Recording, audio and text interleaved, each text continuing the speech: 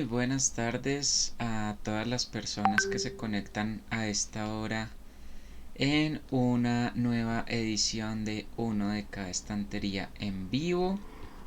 Saludamos muy especialmente a las personas que nos ven a través de Twitch en estos momentos y las invitamos y los invitamos a compartir sus opiniones con nosotros a través del chat.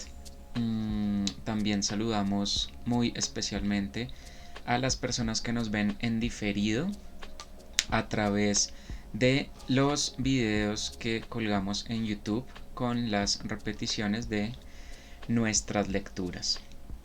Hoy, como pueden ver, pues no me acompaña Cata por cuestiones laborales y de estudio, pero pues vamos con una nueva lectura para el día de hoy. También lamentamos no haber estado ayer por cuestiones también de ocupaciones varias. No pudimos estar en la lectura de ayer, pero pues hoy venimos para empezar esta semana y para traerles estas lecturas de nuevo. Como podrán haberse dado cuenta, durante estos días, la semana pasada, el jueves de la semana pasada, ocurrió un evento que pues tuvo muchas repercusiones a nivel mundial. Llegó un nuevo rover, un nuevo robot de exploración a Marte, el robot Perseverance, y también llegó Ingenuity, que es una especie de helicóptero manejado a control remoto que sobrevolará algunas zonas de Marte. Siempre que se generan estas noticias y estos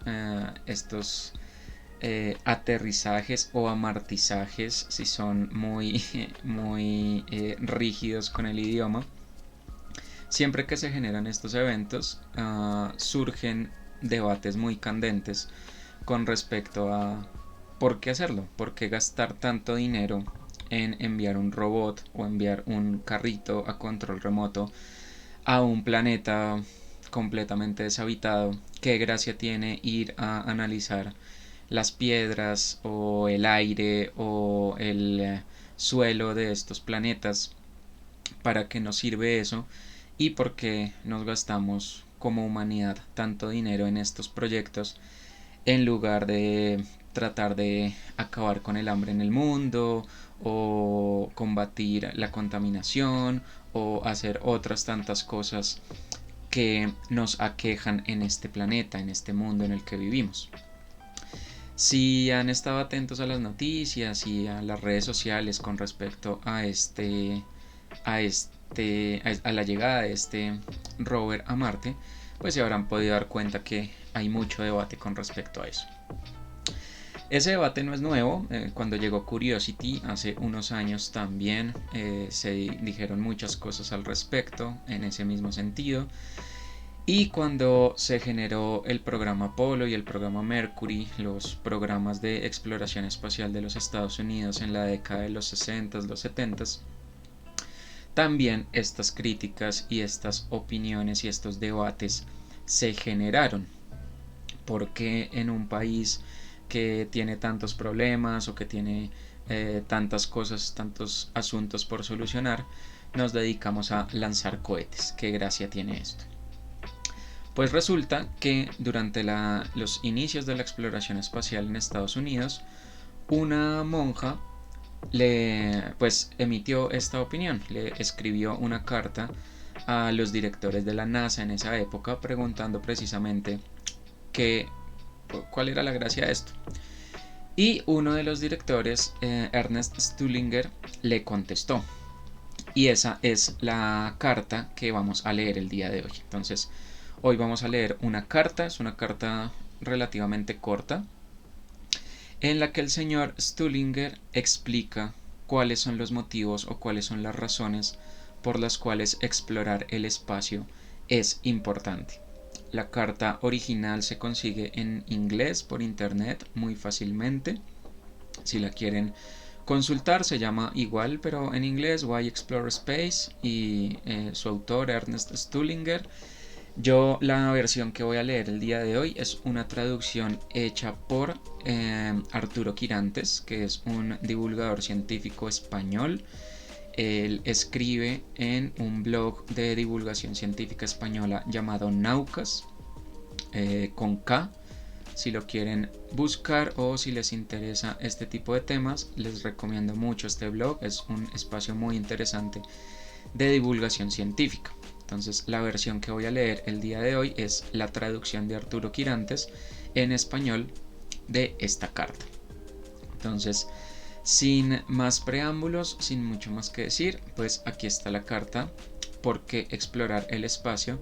De Ernest Stullinger. En 1970, una monja radicada en Zambia y llamada hermana Mary Jukunda escribió al Dr. Ernest Stullinger, entonces director asociado de ciencia en el Centro de Vuelos Espaciales Marshall de la NASA, en respuesta a sus investigaciones sobre una misión tripulada a Marte. Concretamente, preguntó cómo podía sugerir que se gastasen miles de millones de dólares en un proyecto así, en un tiempo en el que tantos niños morían de hambre en la Tierra. Stullinger envió a la hermana Jukunda la siguiente carta de explicación, junto con una copia de Earthrise, la fotografía ícono de la Tierra tomada en 1968 por el astronauta William Anders desde la Luna, también incluida en esta carta. Su estudiada respuesta fue más tarde publicada por la NASA bajo el título de ¿Por qué explorar el espacio? Esto es del 6 de mayo de 1970. Estimada hermana Mary Jukunda, su carta ha sido una de tantas que me llegan cada día, pero me ha conmovido más profundamente que todas las demás porque viene de una mente inquieta y un corazón compasivo. Intentaré responder a su pregunta lo mejor que pueda. Primero, sin embargo, me gustaría expresarle la gran admiración que siento por usted y por sus valientes hermanas, porque están ustedes dedicando sus vidas a la más noble causa del hombre, ayudar a sus semejantes necesitados. Pregunta en su carta cómo puedo sugerir que se gasten miles de millones de dólares en un viaje a Marte, en un momento en el que muchos niños mueren de hambre en la Tierra. Sé que no espera usted una respuesta como «Oh, no sabía que había niños muriéndose de hambre», pero desde ahora dejaremos de explorar el espacio hasta que la humanidad haya resuelto ese problema. En realidad, sé de la existencia de niños hambrientos mucho antes de saber que un viaje al planeta Marte es técnicamente posible. Sin embargo, como muchos otros, creo que viajar a la Luna y luego a Marte y otros planetas es una aventura que debemos emprender ahora, e incluso creo que ese proyecto, a la larga, contribuirá más a la solución de esos graves problemas que tenemos aquí en la Tierra, que muchos otros potenciales proyectos de ayuda que se estén debatiendo y discutiendo año tras año, y que son tan lentos a la hora de proporcionar ayuda tangible. Antes de intentar describir en más detalle cómo nuestro programa espacial contribuye a la solución de nuestros problemas en la Tierra, me gustaría relatarle brevemente una supuesta historia real. Hace 400 años vivía un conde en una pequeña aldea de Alemania. Era uno de los condes benignos y daba gran parte de sus ingresos a los pobres de su aldea. Eso era muy de agradecer porque la pobreza abundaba en los tiempos medievales y había epidemias de plaga que asolaban con frecuencia el campo. Un día, el conde conoció a un extraño hombre. Tenía una mesa de trabajo y un pequeño laboratorio en su casa y trabajaba duro durante el día para poder permitirse algunas horas de trabajo en su laboratorio por las noches. Tenía lentes pequeñas hechas de trozos de vidrio. Montaba las lentes en tubos y usaba esos aparatos para mirar objetos muy pequeños. El conde estaba particularmente fascinado por las minúsculas criaturas que podían observarse con grandes aumentos y que nunca antes habían sido vistos. Invitó al hombre a mudar su laboratorio al castillo, a convertirse en un miembro de su casa y a dedicar desde entonces todo su tiempo al desarrollo y perfeccionamiento de sus aparatos ópticos como empleado especial del conde. Los aldeanos, sin embargo, se enfadaron cuando se dieron cuenta de que el conde estaba desperdiciando su dinero en lo que ellos consideraban una payasada sin sentido. Sufrimos por la plaga, decían, mientras le paga a ese hombre por un hobby sin utilidad. Pero el conde permaneció firme. Os doy tanto como puedo, dijo, pero también apoyaré a este hombre y a su trabajo, porque creo que un día algo útil saldrá de ello. Realmente salieron cosas muy útiles de ese trabajo, y también de trabajos similares hechos por otros en otros lugares. El microscopio. Es bien sabido que el microscopio ha contribuido más que cualquier otro invento al progreso de la medicina y que la eliminación de la plaga y de muchas otras enfermedades contagiosas en todo el mundo es en buena parte el resultado de los estudios que el microscopio hizo posibles. El conde, al reservar algo de su dinero para investigación y descubrimiento, contribuyó más al alivio del sufrimiento humano que lo que hubiera conseguido dando a su comunidad asolada por la plaga todo lo que pudiera ahorrar. La situación que afrontamos hoy es similar en muchos aspectos. El presidente de los Estados Unidos gasta unos 200.000 millones de dólares en su presupuesto anual. Ese dinero va a sanidad, educación, servicios sociales, renovación urbana, autopistas, transportes, ayuda al exterior, defensa, conservación, ciencia, agricultura y muchas instalaciones dentro y fuera del país. Aproximadamente el 1,6% de ese presupuesto nacional se destina este año a la exploración espacial. El programa espacial incluye el proyecto Apolo y muchos otros proyectos más pequeños en física espacial, astronomía espacial, biología espacial, proyectos planetarios, proyectos de recursos de la Tierra e ingeniería espacial. Para hacer posible este gasto en el programa espacial, el contribuyente norteamericano medio con ingresos de $10.000 paga unos $30 de sus impuestos para el espacio. El resto de sus ingresos, $9.970, queda para su subsistencia, recreo, ahorros, otros impuestos y todos sus demás gastos. Probablemente usted se preguntará, ¿por qué no coge 5 o 3 o $1 de esos $30 para el espacio que el contribuyente norteamericano medio está pagando y envía esos dólares a los niños hambrientos? Para responder a esa cuestión, tengo que explicarle brevemente cómo funciona la economía de este país. La situación es muy similar en otros países.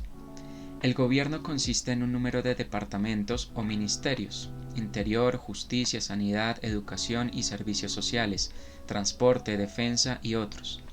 Y las oficinas o burós: Fundación Nacional para la Ciencia, Administración Nacional de Aeronáutica y del Espacio y otras. Todas ellas preparan sus presupuestos. ¿Qué es mejor que algo asombroso? Todas ellas preparan sus presupuestos anuales según sus misiones asignadas y cada uno de ellos defiende su presupuesto frente a una supervisión extremadamente severa por parte de las comisiones del Congreso y frente a una fuerte presión de ahorro por parte de la oficina presupuestaria y del presidente. Cuando los fondos son finalmente asignados por el Congreso, solamente pueden gastarse en las partidas presupuestarias especificadas y aprobadas en su presupuesto. El presupuesto de la Administración Nacional de Aeronáutica y del Espacio, por supuesto, solamente puede contener partidas directamente relacionadas a la aeronáutica y al espacio. Si ese presupuesto no fuese aprobado por el Congreso, los fondos propuestos no estarían disponibles para nadie más. Sencillamente no serían grabados al contribuyente, a menos que alguno de los otros presupuestos hubiese obtenido la aprobación para un aumento específico, que entonces absorberían los fondos no gastados en el espacio. Se dará usted cuenta, a partir de este breve discurso, que el apoyo a los niños hambrientos, o más bien un apoyo adicional a lo que los Estados Unidos ya está contribuyendo para esa misma noble causa en la forma de ayuda al exterior, solamente puede obtenerse si el departamento apropiado solicita una asignación para este fin, y si esa asignación es aprobada por el Congreso. Puede usted preguntarse si yo, personalmente, estaría a favor de una acción así por parte de nuestro gobierno. Mi respuesta es un rotundo sí. De hecho, No me importaría en absoluto si mis impuestos anuales fuesen aumentados un cierto número de dólares con el fin de alimentar niños hambrientos donde quiera que vivan. Sé que todos mis amigos sienten lo mismo. No obstante, no podemos llevar a cabo un programa así simplemente desistiendo de nuestros planes de viajar a Marte. Al contrario, creo incluso que al trabajar para el programa espacial pueda hacer alguna contribución al alivio y eventual solución de problemas tan graves como la pobreza y el hambre en la Tierra. En el problema del hambre hay dos funciones básicas: la producción de comida y su distribución. La producción de alimentos por medio de agricultura, ganadería, pesca y otras operaciones a gran escala es eficiente en algunas partes del mundo, pero drásticamente deficiente en muchas otras partes. Por ejemplo, podrían utilizarse mucho mejor grandes extensiones de terreno si se aplicasen métodos eficientes de control de cuencas fluviales, uso de fertilizantes, pronósticos meteorológicos, evaluación de fertilidad, programación de plantaciones, selección de campo, hábitos de plantación, cadencia de cultivos, inspección de cosecha y planificación de recolecciones. La mejor herramienta para mejorar todas estas funciones, sin duda, es el satélite artificial en órbita terrestre. Dando vueltas al mundo a gran altitud, puede explorar grandes zonas de terreno en poco tiempo, puede observar y medir una gran variedad de factores que indican el estado y la condición de cosechas, suelo, sequías, precipitaciones, nieve, etc. Y puede enviar esta información por radio a las estaciones de tierra para su buen uso. Se ha estimado que incluso un sistema modesto de satélites terrestres equipados con sensores, trabajando en un programa de mejora agrícola a escala mundial, aumentaría el tamaño de las cosechas en el equivalente de muchos miles de millones de dólares. La distribución de alimentos a los necesitados es un problema completamente diferente. La cuestión no es tanto de volumen de transporte como de cooperación internacional.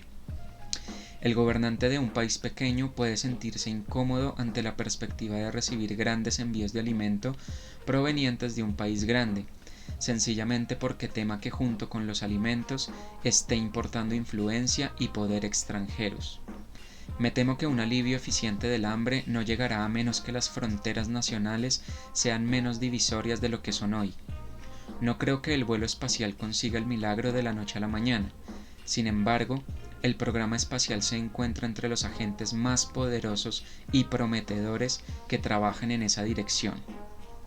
Permítame tan solo recordarle la reciente casi tragedia del Apolo 13. Cuando llegó el crucial momento de la reentrada de los astronautas, la Unión Soviética cortó todas las transmisiones rusas en las bandas de frecuencia usadas por el proyecto Apolo para evitar cualquier interferencia, y los buques rusos se desplegaron en los océanos Atlántico y Pacífico en caso de que se hiciese necesario un rescate de emergencia. Si la cápsula hubiera caído cerca de un buque ruso, los rusos sin dudar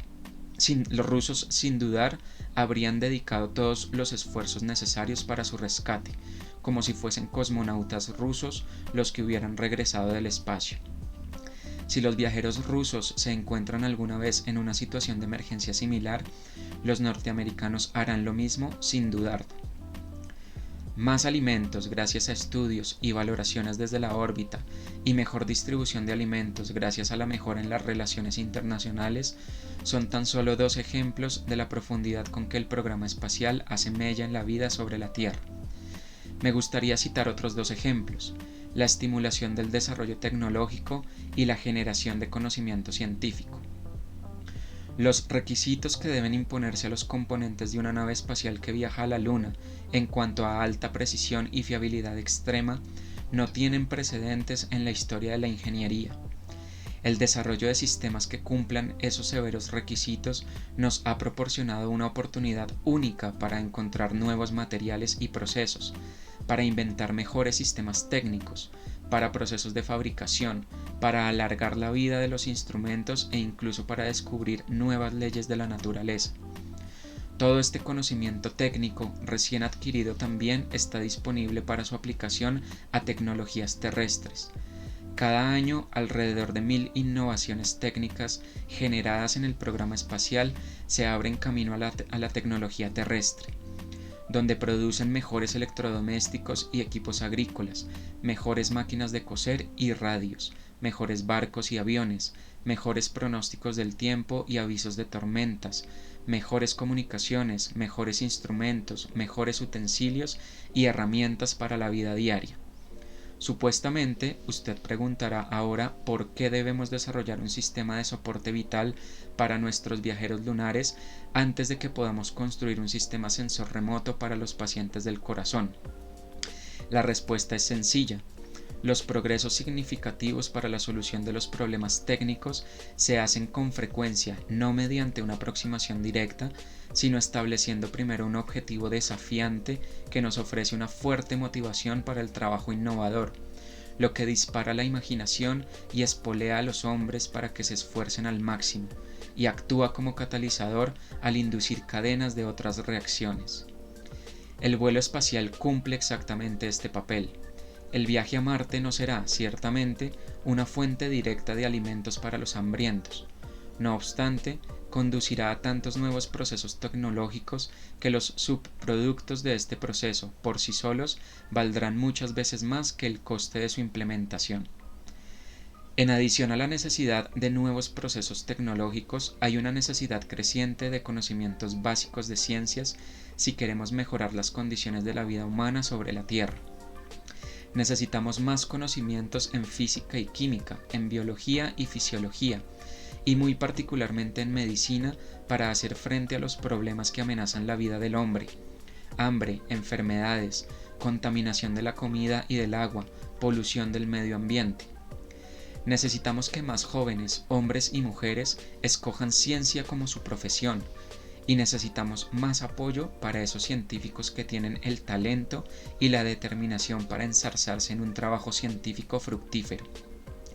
Deben tener a mano objetivos de investigación que supongan un desafío, y hay que proporcionarles suficiente apoyo para proyectos de investigación. De nuevo, el programa espacial, con sus maravillosas oportunidades para llevar a cabo estudios de investigación realmente magníficos en lunas y planetas, en física y astronomía, en biología y medicina, constituye un catalizador casi ideal que induce la reacción entre la motivación del trabajo científico, las oportunidades para observar fenómenos naturales excitantes y el apoyo material necesario para llevar a cabo el esfuerzo de investigación. Entre todas las actividades dirigidas, controladas y financiadas por el gobierno norteamericano, el programa espacial es ciertamente la actividad más visible y probablemente la más debatida, aunque solamente consume el 1,6% del presupuesto y es el 3 por mil, menos de un tercio de un 1% del Producto Interior Bruto. No hay ninguna otra actividad equivalente en términos de estimulador y catalizador para el desarrollo de nuevas tecnologías e investigación en ciencias básicas. Podemos incluso decir al respecto que el programa espacial está asumiendo una función que, durante 3 o 4 mil años, ha sido la triste prerrogativa de la guerra. ¿Cuánto sufrimiento humano puede evitarse si las naciones, en lugar de competir con sus flotas de bombarderos y cohetes, compitiesen con sus naves espaciales para viajar a la Luna? Esta competición está llena de promesas de victorias brillantes, pero no deja espacio para la amargura de los vencidos, que no conduce más que a la venganza y a nuevas guerras. Aunque nuestro programa espacial parece llevarnos lejos de la Tierra hacia la Luna, el Sol, los planetas y las estrellas, creo que ninguno de esos objetos celestes recibirá tanta atención y estudio por parte de los científicos espaciales como nuestra Tierra. Se convertirá en una Tierra mejor, no solo por todo el nuevo conocimiento técnico y científico que usaremos para la mejora de la vida, sino también porque estamos desarrollando un aprecio más profundo hacia nuestra Tierra, hacia la vida y hacia el hombre. La fotografía que le incluyo con esta carta muestra una vista de nuestra Tierra desde el Apolo 8, cuando estaba en órbita lunar en las Navidades de 1968. De los muchos y maravillosos resultados del programa espacial hasta la fecha, esta imagen puede que sea la más importante. abrió nuestros ojos al hecho de que nuestra Tierra es una hermosa y preciada isla en un vacío sin límites, y que no hay otro lugar en el que podemos vivir que la delgada capa superficial de nuestro planeta, bordeada por la desolada nada del espacio. Nunca antes reconoció tanta gente lo limitada que nuestra Tierra es en realidad y lo peligroso que sería entrometerse en su balance ecológico. Desde que esta fotografía fue publicada, aumentan más y más las voces que avisan de los graves problemas con que se enfrenta el hombre en nuestros tiempos: contaminación, hambre, pobreza, vida urbana, producción de alimentos, control de agua, superpoblación. No es casualidad que comencemos a ver la tremenda tarea que nos espera justo en el momento en que el joven programa espacial nos proporciona la primera buena mirada a nuestro propio planeta. Por fortuna, la era espacial no solo sujeta un espejo en el que podemos vernos a nosotros mismos, sino que también nos proporciona la tecnología, el desafío, la motivación e incluso el optimismo para atacar estas tareas con confianza. Lo que aprendemos en el programa espacial, creo, apoya del todo lo que Albert Schweitzer tenía en mente cuando dijo: miro al futuro no con preocupación, sino con esperanza. Mis mejores deseos estarán siempre con usted y con sus niños. Muy sinceramente suyo, Ernest Stullinger. Bueno, esta es la lectura del día de hoy. Como les mencioné, pues es una carta muy interesante.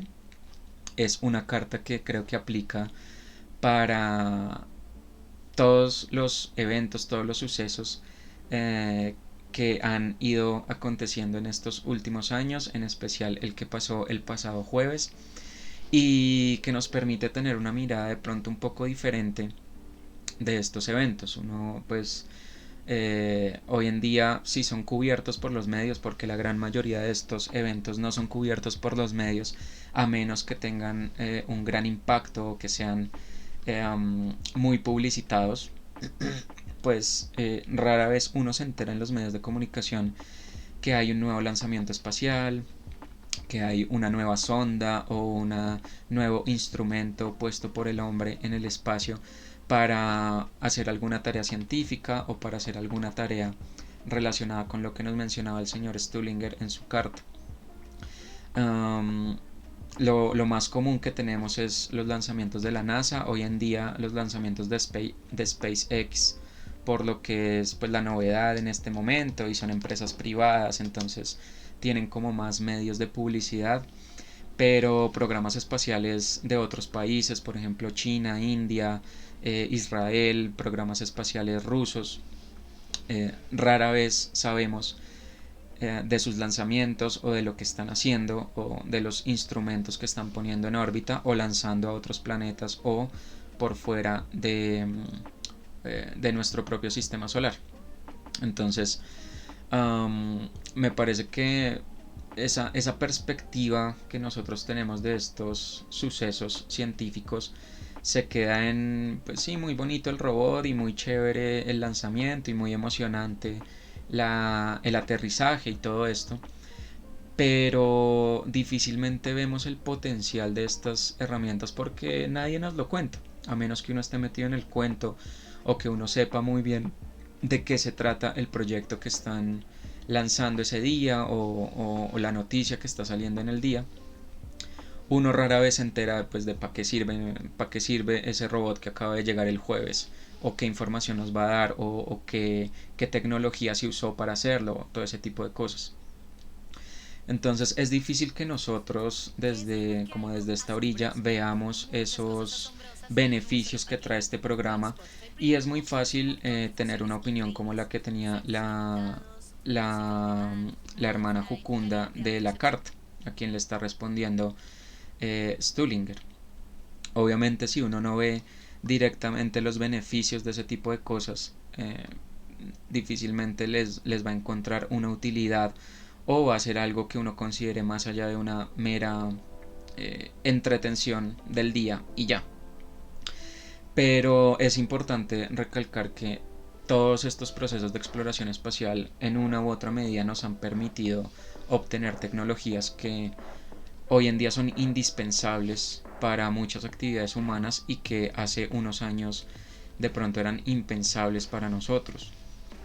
Nada más el hecho de que ustedes estén viéndome en este momento y yo pueda compartir esta información con ustedes, se lo debemos en gran medida a esos desarrollos tecnológicos.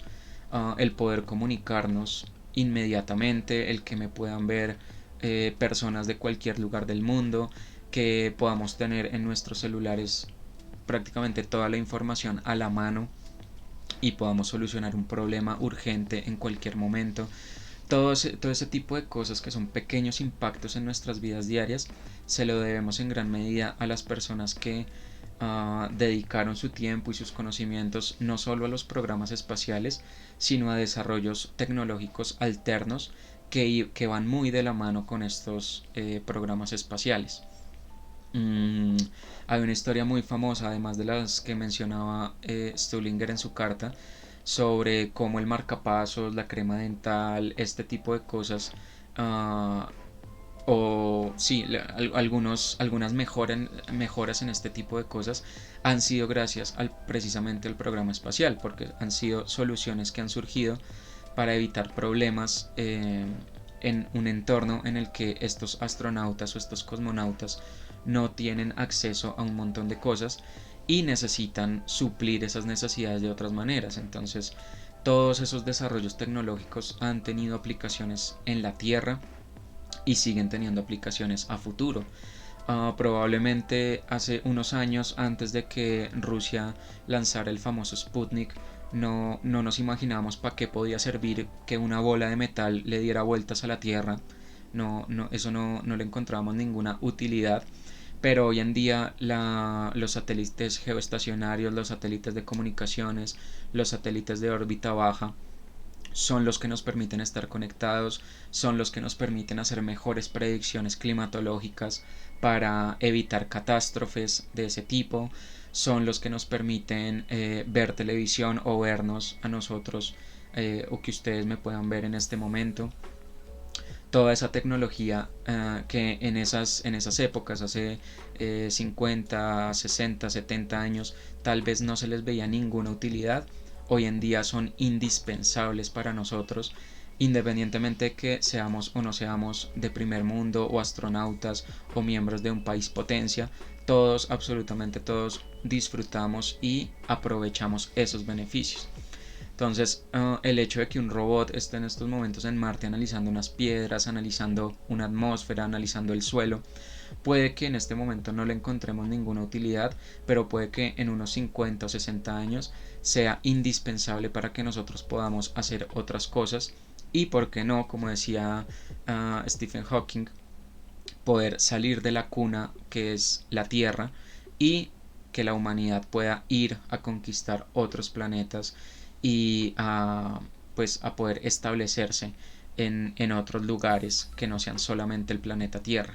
El potencial de esas ideas, el potencial de esos de lograr esos hitos científicos, pues para nosotros puede parecer ciencia ficción todavía, pero en un futuro tal vez no muy lejano pueden ser cosas que para nuestros descendientes serán indispensables. No se podrán imaginar la vida sin viajar a la luna, por ejemplo, o sin tener algún instrumento, algún combustible, alguna herramienta que se descubrió gracias a un viaje a Marte o un viaje a la luna o un establecimiento de una base en la luna. Entonces, no porque en este momento no le veamos la utilidad o nos parezca que es un desperdicio de dinero, eso no significa, no quiere decir que en un futuro no podamos sacar provecho de esas cosas. Otro aspecto que me parecía muy interesante de la carta de Stullinger es el de la cooperación internacional, que es algo que uno tal vez suele pasar de largo porque uno está pensando es en la tecnología, en los cohetes, en los robots, en las máquinas que están construyendo, pero uno no piensa en cómo el programa espacial efectivamente es una forma de unir a los distintos países y cómo, por ejemplo, la anécdota que cuenta del Apolo 13 en plena Guerra Fría. Es una anécdota que siempre me ha parecido muy poderosa. Dos países que están en guerra y olvidan sus diferencias y cesan sus hostilidades porque lo importante es rescatar a los astronautas, lo importante es rescatar a esos seres humanos que estaban en una misión científica, tuvieron un percance y hay que salvarlos, hay que rescatarlos de alguna manera. Eso, que la ciencia y que el programa espacial logre ese tipo de uniones entre las personas, me parece que es algo increíble, y la muestra más grande que tenemos de eso hoy en día es la Estación Espacial Internacional, un espacio en el cual conviven personas de distintas nacionalidades que en realidad no se ven como si fueran miembros de distintos países, sino que son simplemente habitantes de un hogar común que está en el espacio. Entonces, esa imagen de la estación espacial también me parece una imagen muy poderosa, y es algo que se ha logrado gracias a el programa espacial. La Estación Espacial Internacional es uno de los desarrollos más grandes que hemos tenido gracias al uso de los cohetes, al uso de los transbordadores, que hoy en día ya no existen o ya están fuera de funcionamiento, pero pues son herramientas que nos ha dejado esa exploración espacial, que siguen dando frutos. En la estación espacial se sigue haciendo experimentación, se siguen haciendo pruebas, se siguen haciendo adelantos científicos, y la unidad o la unión entre seres humanos que permiten estos proyectos es algo increíble. Pues bueno, por ejemplo aquí en Colombia eh, se, se viralizó mucho el hecho de que una de las personas que estaba de directora de este aterrizaje era una colombiana precisamente. Y si uno mira las personas que trabajan en este tipo de proyectos, son personas de todas las nacionalidades, son personas que simplemente están trabajando por la ciencia y para la ciencia. No importan las barreras, no importan las fronteras, lo único que les interesa es trabajar juntos y encontrar esos avances científicos que estamos buscando. Entonces, ese aspecto de la ciencia me parece que siempre ha sido un aspecto muy, muy valioso, y como dice Stullinger, este tipo de desarrollos por mucho tiempo, durante muchos años, estuvieron cooptados por la guerra. Mm, para nadie es un secreto hoy en día, creo, y si no conocen la historia se las comento así rápidamente. Todo el desarrollo de los cohetes y las razones por las cuales logramos llegar a la Luna vienen de desarrollos que hizo Hitler durante la Segunda Guerra Mundial. La intención primaria de estos cohetes, para lo cual se empezaron a diseñar cohetes, no era para enviar hombres al espacio, era para enviar bombas a lugares muy lejanos. Entonces, este inicio del programa espacial con esas características nos muestra que la ciencia o los desarrollos científicos estaban en manos de la guerra y de la muerte. Buscábamos nuevas maneras y formas más eficientes de matarnos los unos a los otros, formas más tecnológicas de lograr quitarle la vida a otra persona. Y el hecho de que hubiéramos tenido la suerte, porque para mí es realmente la suerte, de que eso se hubiera desviado hacia la conquista del espacio y no hacia poner bombas nucleares en el espacio, que era la intención original de estos proyectos, probablemente, de hecho probablemente nos salvó la vida. Imagínense ustedes que en lugar de haber probado cohetes con personas, que en lugar de haber lanzado el Sputnik, de haber puesto en un cohete a Laika, de haber puesto en un cohete a Yuri Gagarin, a Valentina Tereshkova, a Alan Shepard, a todos estos pioneros de la era espacial, que en lugar de todas esas personas, estos animales, estos objetos científicos, se hubieran puesto bombas, se hubieran puesto armas nucleares para bombardear un país de un extremo al otro. Eso pues claramente hubiera sido, si no nuestra extinción total, estaríamos en un proceso de retroceso muchísimo, muchísimo más grave que de lo que nos podríamos imaginar. Entonces, el hecho de que eso no se hubiera llevado a cabo, sino que la ciencia hubiera podido tomar el control y todo se hubiera inclinado a la búsqueda de la conquista espacial, pues creo que nos da muestras de cómo la ciencia y cómo el programa espacial no solo nos da adelantos científicos, no solo nos da nuevos descubrimientos para solucionar problemas muy terrenales, sino que de hecho nos pudo haber salvado de la extinción total. Para terminar, para cerrar esta discusión, esta lectura, simplemente me parece que hay que tener en cuenta también que la intención de la carta, tal como la leímos, en ningún momento es cuestionar la pregunta de la hermana Jucunda. Stullinger no está buscando decirle que es una ignorante o decirle que su pregunta no tiene sentido o cuestionar a las personas que se pueden estar haciendo estas preguntas, sino que es una respuesta muy esperanzadora y muy explicativa.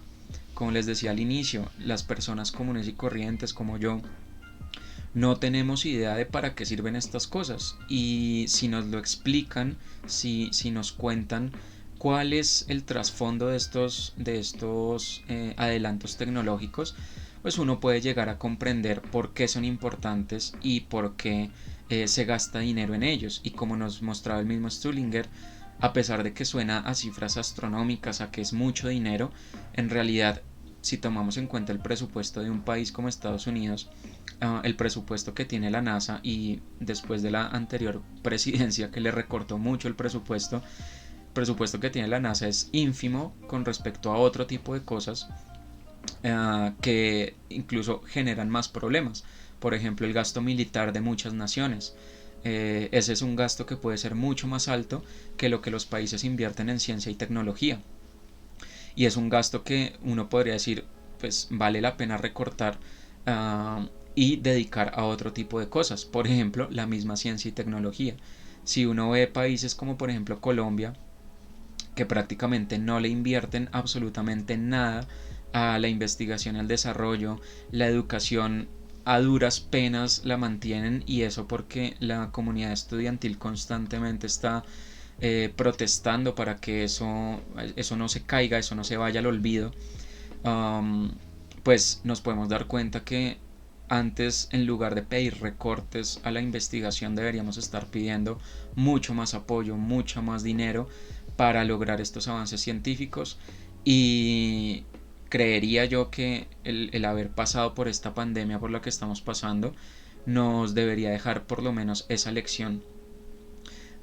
Si hubiéramos, o si nosotros invirtiéramos más en ciencia, en tecnología, en desarrollo, en investigación, probablemente no estaríamos sufriendo en estos momentos por una escasez de vacunas, no habría pasado tanto tiempo para encontrar una vacuna,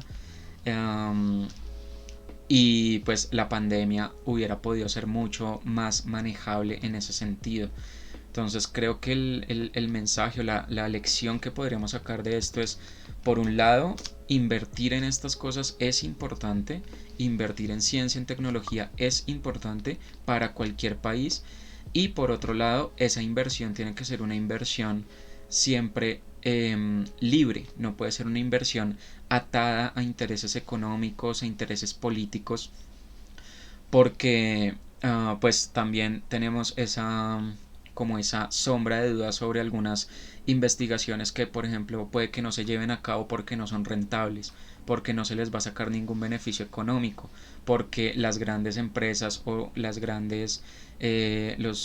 personas que pueden financiar estas cosas no le ven un rédito económico y no les interesa financiarlas. Entonces, toda esta investigación, todo lo que se hace en ciencia y tecnología, debe ser una investigación y debe ser una financiación completamente libre, que las personas puedan explorar, puedan descubrir cosas nuevas sin necesidad de estar atadas a resultados económicos siempre.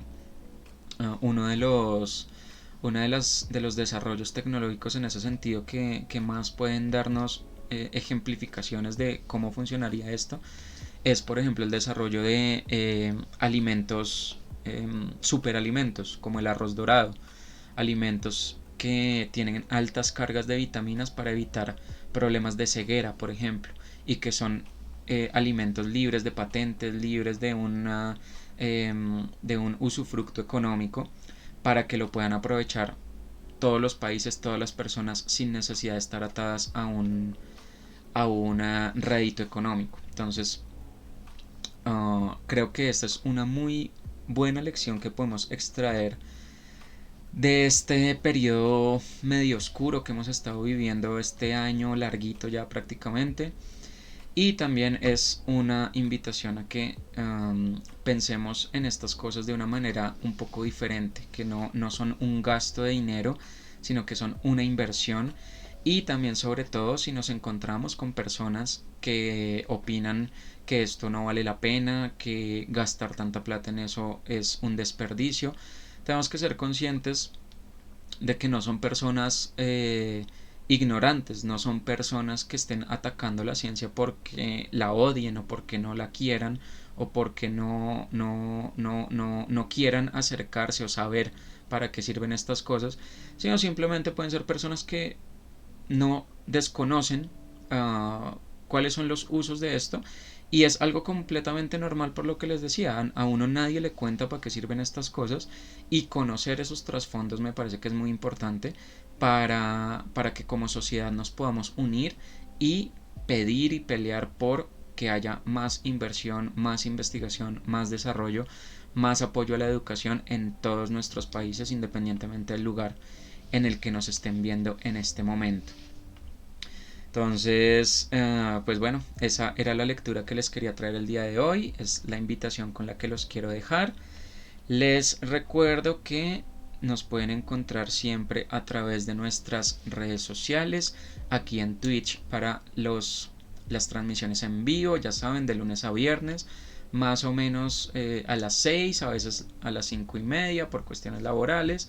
Si no estamos un día en esos horarios, pues es probable que sea porque tuvimos algún inconveniente, como nos pasó ayer. Pero si se suscriben, si nos siguen en el canal de Twitch, que es no es la suscripción, no hay que pagar nada, es simplemente seguirnos, darle seguir al canal, les llega la notificación de cuando estamos emitiendo, para que no se pierdan ninguna transmisión en vivo. Y si por algún motivo no nos pueden ver en vivo o se perdieron la transmisión, nos pueden ver en repetición en el canal de YouTube de Uno de Cada Estantería. Allí se están colgando los videos con un día de retraso. También nos pueden buscar en Instagram con algunas encuestas, algunas preguntas que estamos haciendo por allí constantemente para que ustedes interactúen un poco más con nosotros. También nos encuentran en Twitter, donde subimos algunas frases célebres o algunas cositas con respecto a las lecturas que hacemos. Y nos encuentran en la comunidad de Facebook también de Uno de Cada Estantería, donde estamos subiendo material y también les anunciamos antecitos de que empiece la emisión cuando vamos a emitir. También nos pueden buscar en el blog oficial de Uno de Cada Estantería, que es la primera dirección que aparece acá arriba. Allí estamos subiendo materiales, reseñas, cositas varias de otros temas relacionados con la literatura o con la narrativa o con las historias. Y como siempre, la invitación es a que nos cuenten si les gustaría venir a leer con nosotros, si les gustaría acompañarnos. Nos gusta conocer sus opiniones, sus recomendaciones también, si les gustaría escuchar algún tipo de lectura en especial, nos lo pueden contar. Las puertas están abiertas, este canal es de ustedes y para ustedes, y la idea es que compartamos esas historias que nos agradan, que nos mueven, que nos emocionan. Muchísimas gracias por haber estado hoy conmigo en esta lectura. Los esperamos mañana, probablemente con una nueva lectura de Uno de Cada Estantería. Y pues nada, nos vemos en las estanterías. Que estén muy bien. Chao, chao.